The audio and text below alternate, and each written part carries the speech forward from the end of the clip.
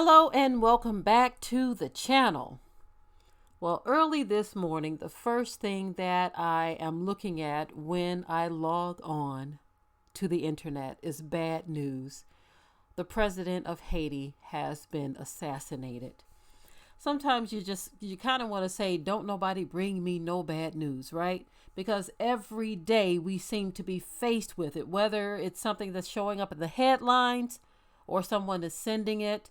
And I'm not saying not to send me news, family. I'm just trying to make a point here that the world is flooded with bad news. Okay, there's a lot that can be said about this. And the first thing that comes to mind for me is the fact that someone is able to even get that close to the president of Haiti to even kill him in the first place or assassinate him in the first place. That's one of the first things that comes to mind for me. Because you know that here in the U.S. is a very difficult thing. In other countries as well, you can't get that close to the president to be able to do such a thing, right? Anyway, I'm going to share some additional details about this story with you, and then I will be right back. Haitian President Jovenel Moïse was assassinated after a group of unidentified people attacked his private residence, the country's interim prime minister said in a statement Wednesday.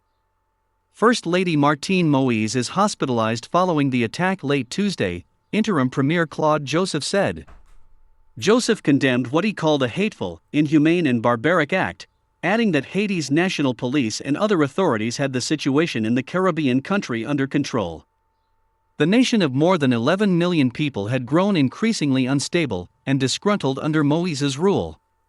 Its economic, political and social woes have deepened, with gang violence spiking heavily in the capital of Port-au-Prince, inflation spiraling and food and fuel becoming scarcer at times in a country where 60% of the population makes less than $2 a day. These troubles come as Haiti still tries to recover from the devastating 2010 earthquake and Hurricane Matthew that struck in 2016. Moïse, 53, had been ruling by decree for more than 2 years after the country failed to hold elections, which led to parliament being dissolved. Opposition leaders have accused him of seeking to increase his power, including approving a decree that limited the powers of a court that audits government contracts and another that created an intelligence agency that answers only to the president. In recent months, opposition leaders demanded that he step down, arguing that his term legally ended in February 2021. Moïse and supporters maintained that his term began when he took office in early 2017, following a chaotic election that forced the appointment of a provisional president to serve during a year-long gap.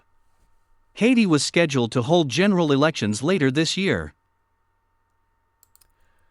Okay, as you've heard more details, it is still yet tragic to hear that the president of Haiti has been assassinated.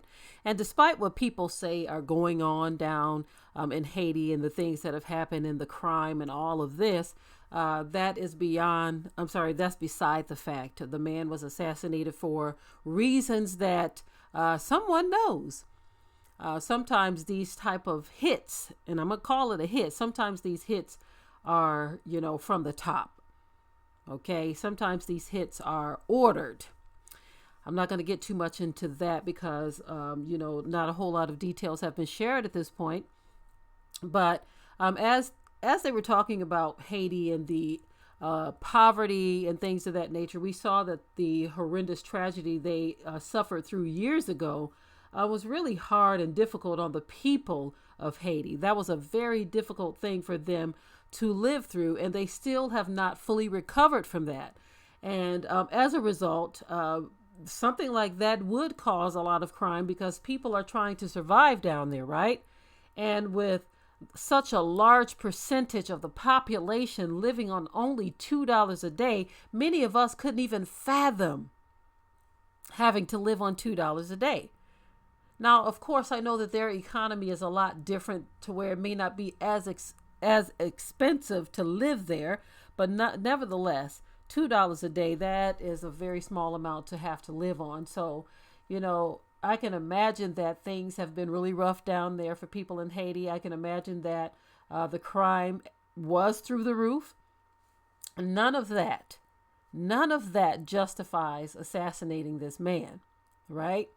That seems to be the thing that people run to when they are not getting their way. Again, it's not known all of the details of who may be involved in this at this point, but it is still very tragic news. And as I stated earlier, this is something that you will see happening in a country like Haiti, but here in the U.S., you couldn't see something like that. Of course, in the past, these things have happened, but they have literally made it impossible to get to a president here in the U.S. unless they want to, right? But those kinds of protections you don't have in a place like Haiti. And so reporting this tragic news is, we hear these kinds of things happening in Africa as well, because there are things that people are doing when they want someone else in power. There are people who will do whatever it takes to make that happen. And so areas like Haiti and over in Africa, you can almost imagine the strings that are being pulled to remove someone from power to place a person in power who is more of liking on a world stage to those who need to be represented in those areas. And some of you may know that I am speaking in code. Okay, speaking in code, but something like this, a hit like this, an assassination like this, of course, we do know that it can come from within as well, because when people are tired of living a certain way, they can just beat down to a person's door and make something like this happen. I'm not saying that's impossible, but usually something like this, there was a bigger, louder voice behind something like this.